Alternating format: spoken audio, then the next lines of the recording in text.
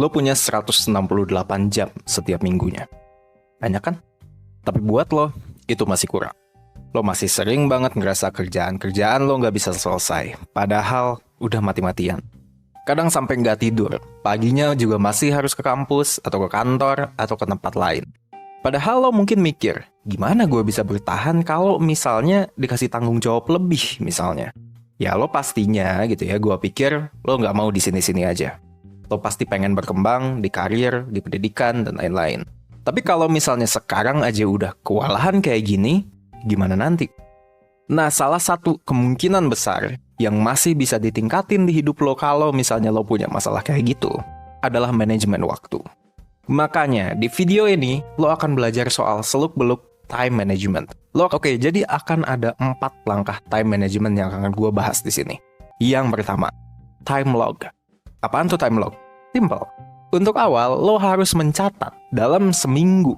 Lo itu ngapain aja, tepatnya di jam tertentu. Maksudnya gimana? Nih, jadi bentukannya itu kayak kalender, tapi lo jadiin itu tempat untuk pencatatan. Lo itu sebenarnya ngapain aja. Jadi misalnya kemarin nih, lo catat jam 3 itu lo ngapain, jam 4 itu lo ngapain, lo lakukan itu per jam. Dan buat tahap ini, walaupun tadi gue bilang seminggu, seenggaknya tahulah dalam waktu 3 hari, lo itu ngapain aja, dari mulai lo bangun tidur sampai lo tidur lagi.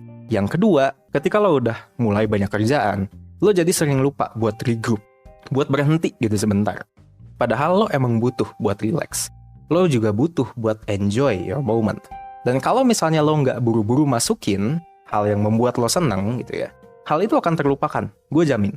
Hal itu akan terlupakan, terdorong sampai ya udah ujung-ujungnya lo palingan burnout, ujung-ujungnya lo kewalahan. Dan kalau misalnya lo burnout, kewalahan, lo butuh waktu yang jauh lebih lama lagi buat bangkit.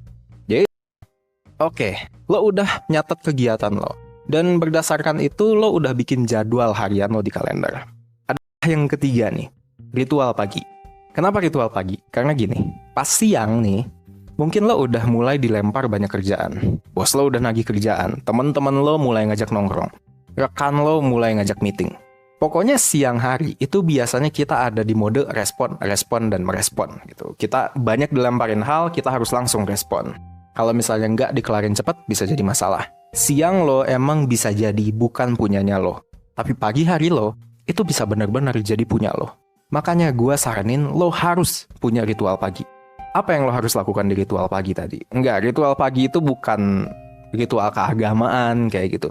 Ritual pagi itu adalah hal-hal spesifik, hal-hal khusus yang lo selalu lakukan di setiap pagi. Aktivitasnya apa? Nah, di sini lo pilih hal-hal yang penting buat hidup lo, tapi nggak urgent.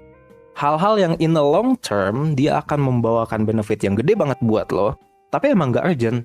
Jadi kayak long term planning mungkin, olahraga, meditasi. Hal-hal itu nggak urgent, tapi kalau misalnya lo tunda, nggak akan dilaksana. Setiap pagi, lo harus bangun di jam yang sama, dan punya alur kegiatan yang sama. Bisa jadi bangun, sholat, olahraga, meditasi, mandi, siap-siap kerja, atau apapun lah. Pokoknya setiap orang bisa berbeda. Yang penting, lakukan hal yang emang benar-benar penting. Yang lo tahu kalau dilakuin dalam jangka panjang akan benar-benar berpengaruh baik untuk hidup lo. Satu lagi, yaitu langkah keempat. Waktu senggang lo.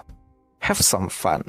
Ini orang-orang biasanya freak out nih pada saat gue nyaranin ini. Karena ngejadwalin waktu main, itu tuh buat banyak orang. Itu hal terakhir yang pengen mereka lakukan.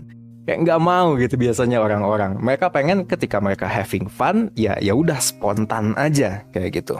Tapi nih, kalau misalnya kita ngomongin soal time management, emang kita nggak ngomongin soal sistemnya doang, tapi kita juga harus ngomongin soal kontennya. Dan masukin kegiatan yang lo suka di jadwal adalah salah satu cara terbaik buat lo bisa konsisten ngelakuin time management yang baik. Kenapa? Karena 2 hal. Pertama, kayak yang udah gue jelasin juga sebelumnya, ada efek antisipasi. Efek antisipasi ini jangan diremehkan, ini strong. Dan akan membuat fun time lo jadinya lebih berarti. Kedua, kesenangan yang lo dapet ini akan bikin lo lebih motivated buat melakukan scheduling lagi dan lagi. Karena terbukti manfaatnya. Istilahnya kalau misalnya lo melakukan scheduling dengan baik, efektivitasnya dapet, tapi fun juga lo bisa dapet. Dan kalau misalnya lo lihat gitu ya di orang-orang sekitar lo, Banyak orang yang menganggap dua hal itu mustahil didapatkan sekaligus. Orang selalu mikir kalau misalnya lo harus milih salah satu. Lo harus produktif atau lo having fun. Sekarang lo tahu, lo punya 168 jam dalam seminggu. Dengan waktu segitu, gua jamin lo bisa dapet keduanya.